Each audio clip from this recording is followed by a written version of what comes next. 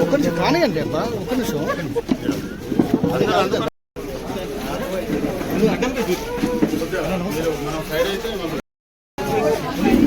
వెనకకుండే తీయది total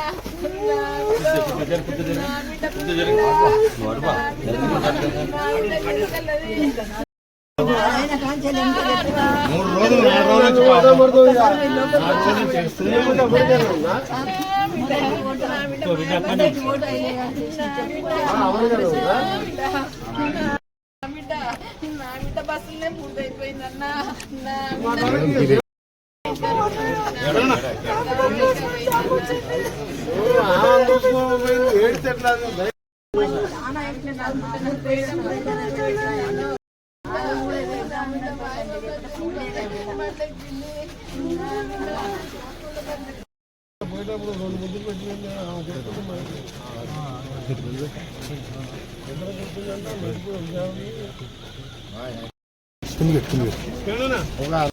చదువుకున్న అమ్మాయిలు బెంగళూరులో పోయి ఉద్యోగం చేసుకుంటూ దీపావళి పండుగ నుంచి మళ్ళీ పోయి ఈ దుర్గట్లో తిరగడం నిజంగా మా అందరికీ ఎంతో నిజంగా కూడా ఆ మాటలు చెప్పలేని బాధ.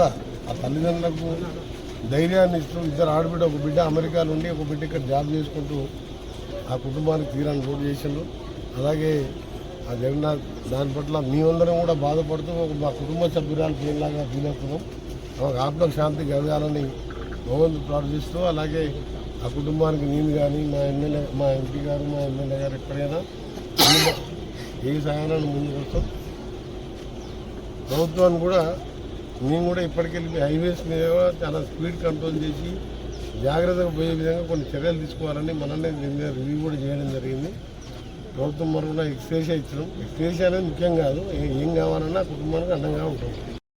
చేస్తూ తల్లిదండ్రులని పెద్ద బిడ్డగా, ఇంటికి పెద్ద బిడ్డగా జరిగిన సంఘటన మన ప్రాంతంలో మన అమ్మాయి పోయినందుకు నిజంగా మా ఇప్పుడు అన్నట్టు మేము తట్టుకోలేకపోతున్నాం. మేము కూడా